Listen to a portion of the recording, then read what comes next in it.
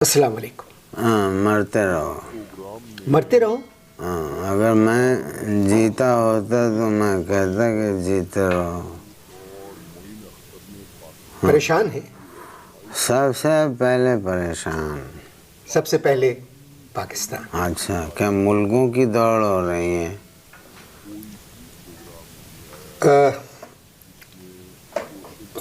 देखिए, जब हम बात कर रहे हैं आपस में, हाँ, तो जो मैं आपसे सवाल कर रहा हूँ ना, उसका जवाब सोच समझ के। वही दे रहा हूँ, सोच समझ के ही दे रहा हूँ। पूरी जिंदगी सोच समझ के ही जवाब दिया। तो परेशान क्यों है?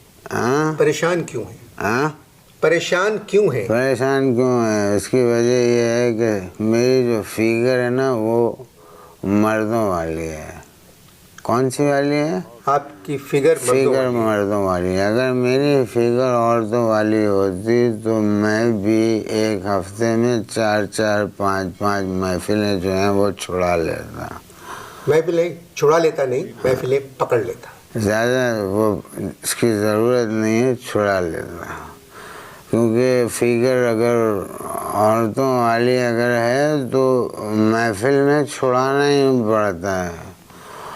और एक बात बताऊं अनवर मकसूद भाई, मुझसे 8-8, 10-10 साल बड़ी उम्र की जो गाने वालियां हैं, बताइए महीने में 8-8, 10-10 महफिलें लूट रही हैं, और हमको देखें हम अकेले अपने कमरे में पड़े हुए अकेले खुद ही तानपुरा लेके लौट रहे हैं।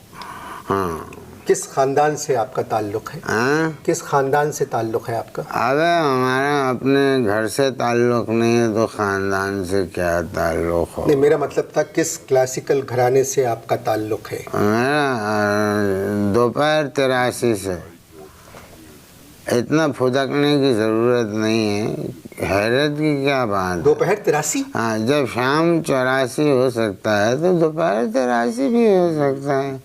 शाम 84 तो क्लासिकल मौसीकी का एक बहुत बड़ा घराना है। आपकी इल्मी काबिलियत ठीक नहीं, ये भी एक बहुत बड़ा घराना है। किसी एक मशहूर कविये का नाम बताइए जिसका ताल्लुक दोपहर 83 से हो। मुन्नी बेगम। मुन्नी बेगम? हाँ, मुन्नी बेगम तो आजकल बड़ी तेज तेज गज़लें गाती हैं। देखें, हर औरत जो है ना वो मुन्नी होती है। अब मेरी दादी की ही मिसाल आप ले लें, अल्लाह उनको गनी कर रहमत करें।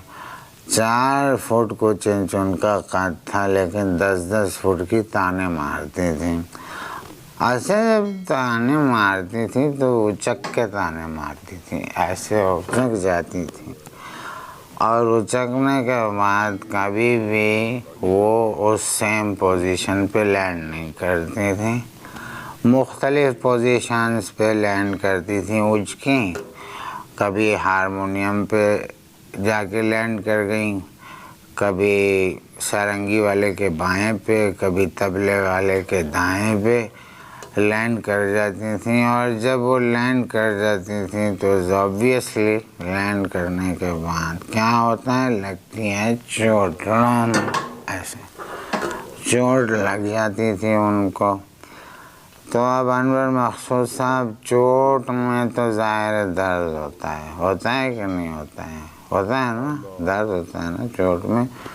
बड़ी दर्द भरी आवाज़ थी, क्योंकि वो जब चोट लगती थी तो वो चोट ट्रैवल करके कभी कभी गले तक आ जाती थी। बहुत दर्द भरी आवाज़ थी उनकी। आखिरी महफिल में मुझे याद पड़ता है कि उन्होंने दरबारी जो है रोते हुए सुनाया था, क्या कहिए मफ़हूम जुनून से आए कितने बेओई लोग, दीवाने होश की बातें आते हैं समझाने। इस तरह कुछ गाया था। दादा क्या करते थे? हाँ, दादा क्या करते थे? दादा जो है दादी की महफिलों के बाद उनकी मरहम पट्टी करते थे। नहीं, मेरा मतलब है गाते नहीं थे? भजन गाते थे। क्या मतलब? भजन गाते थे, सुख के सब साथी दुख में न कोई, हे मोरे राम है राम, तेरा नाम है साचा दूजा न कोई, ये गाते थे। मतलब भजन क्यों गाते थे? वो असल में हिंदू थे, दादी के इश्क में जो है ना वो समझा करो मुसलमान हुए। हाँ बिल्कुल। मगर एक 4 फुट की औरत से इश्क कैसे हो सकता है? कौन तो खुद कौन से 11 फुटे थे वो हमारे दादा, 3 फुट कुछ उनका कद था। जब वो दादी का खाली कुर्ता पहन के जब निकलते थे तो गली मोहल्ले के जो लोग थे वो कहते थे, लो भाई अरब बद्दू आ गए, ये था। वालिद का कद कितना था? वालिद का कद था 6 फुट कुछ 42 इंच के करीब। ये तो कुछ 7-8 फुट हो गया हाँ मतलब। तकरीबन। मगर आज जब बात कैसी कर रहे हैं, आपकी वालदा का कद, आपकी दादी का कद था हाँ 4 फीट 2 इंच, बिल्कुल। वालिद आपके 3 फीट 3 इंच के, हाँ बिल्कुल। और आपके बाप 7 फीट के। हाँ इसीलिए तो दादा ने गौर और फिक्र के बाद दादी को जो है ना तलाक दे दी। क्यों? दादा ने एक अजीब बात की दादी से कि औलाद से ज़्यादा जो है ना वो इज्जत प्यारी होती है। ये अब्बा गाते थे? अरे सुनूंगा ऐसी बात में कि तुम्हारे अब्बा गाते थे।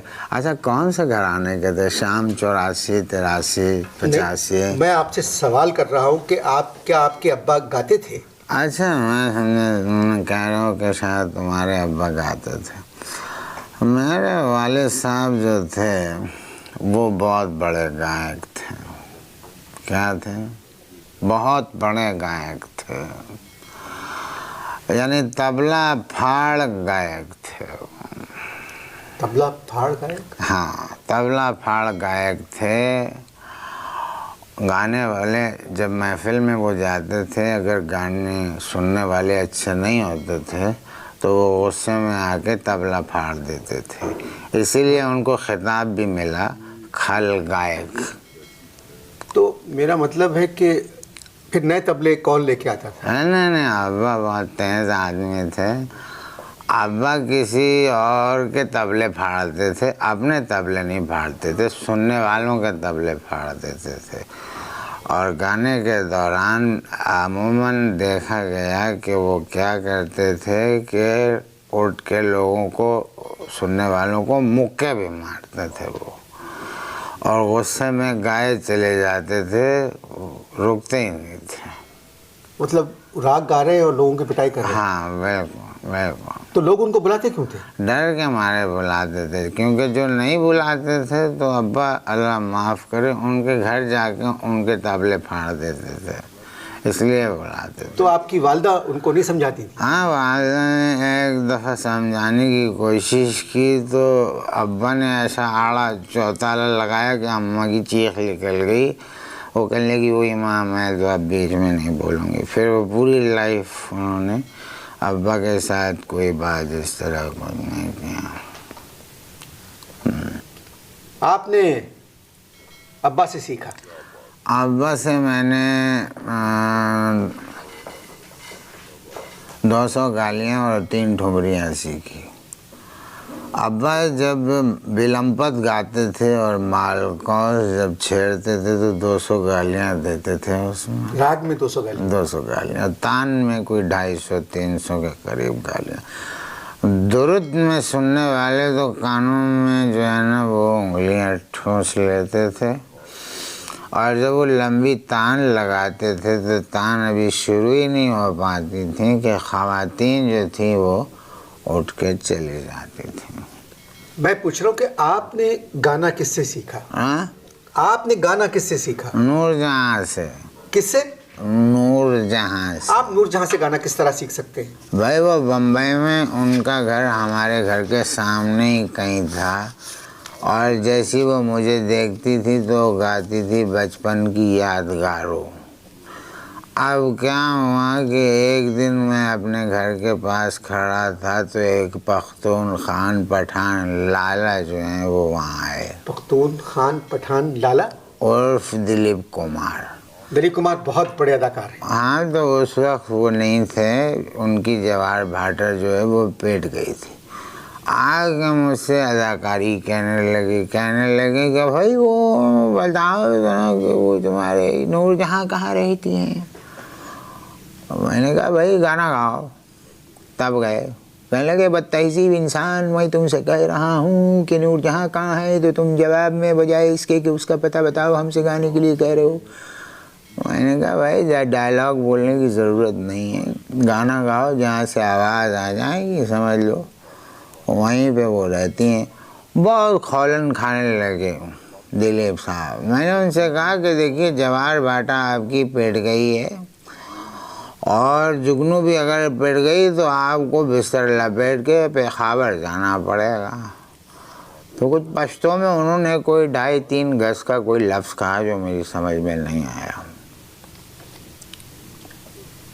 आपके घर के ऊपर मैंने सुना है कि हाँ, एक बहुत मशहूर म्यूज़िक डायरेक्टर भी रहते थे, नाम सुना है, उस्ताद झंडे खां। बहुत खूबसूरत म्यूजिक डायरेक्टर। बस अब ज़्यादा ना बघारो मालूम ना हो तो खूबसूरत नहीं, सिर्फ म्यूज़िक डायरेक्टर थे। और मैं उनको घर की छत पे जब भी देखता था तो मैं उनको देख के गाया करता था कि इस झंडे के साए तले हम एक हैं, हम एक हैं। ये तो हमारा मिली तराना है। हाँ, ये तो हमारा मिली तराना है। ये बंदिश बहुत पुरानी है। आपके यहाँ लफ्ज़ झंडा नहीं है, परचम है। इस झंडे के साए तले, मुझे याद आया झंडे पे अभी 14 अगस्त की तकरीबात हो रही हैं ना, तो हमारे घर के सामने एक स्कूल है बच्चों का, तो वहाँ रिहर्सल करा रहे थे मिली नगमे की। तो झंडे नहीं पहुँचे थे, बच्चों ने हाथ में डंडे उठा रखे थे और मासूम बच्चे गा रहे थे कि इस डंडे के साए तले हम एक हैं, हम एक हैं। अगर आप कुछ कह रहे थे वो नूरजहाँ छोड़ भूल गए आप वो। क्यों? अगर सच्चा किस्सा है तो आप किस तरह भूल सकते हैं? देखो सच्चा किस्सा है इसीलिए भूल गए, झूठा होता ना तो सारी जिंदगी याद रहता। जरिया आमदनी क्या है? हाँ, जरिया आमदनी क्या है? आदमी देख के सवाल किया करो। मैं तुम्हें आमदनी वाली शक्ल नजर आता हूँ? उम्र क्या है आपकी? हाँ, उम्र कितनी है? देखो आर्टिस्ट की उम्र जो है वो बढ़ती नहीं है, हर साल 1 साल कम हो जाती है। मेरी भी उम्र अब 2-2.5 साल रह गई है और कुछ मेरी खिदमत करो, मुझे शुक्रिया का मौका दो। मैं आपकी क्या खिदमत कर सकता हूँ? हाँ, मैं आपकी क्या खिदमत कर सकता हूँ? पहले मुझे कुछ पिलाओ, मेरा मतलब है कुछ खिलाओ पिलाओ, और उसके बाद रिकॉर्डिंग करना। रिकॉर्डिंग के बाद आप मेरे साथ चलिएगा। हाँ, रिकॉर्डिंग के बाद आप मेरे साथ चलिएगा। नहीं तुम चलना, मैं रिक्शा करके जाऊंगा क्योंकि मेरे जो घुटने हैं ना उनमें सोज आ गया है। अच्छा, घुटने जो हैं मेरे सूज गए हैं। तो मैं तो आपको कुछ तोहफा वगैरह भी हाँ, तोहफा ज़रूर देना, वरना मैं ना दादा की ठोमरी सुना दूंगा तुम्हें। नहीं बिल्कुल नहीं। आप किस तरह की बातें, क्या तोहफा चाहिए आपको? शायदा मिन्नी। क्या बकवास कर रहे हैं आप? पूरी बात सुनिए। शायदा मिन्नी, हुमैरा अरशद, सायरा नसीम, फरिया परवेज़, मैं और तुम हम सब मिल के कश्ती रानी करेंगे, कश्ती की सैर करने चलेंगे। तुम्हें तैरना आता है? जी नहीं। मुझे आता है, मैं तो निकल लूँगा।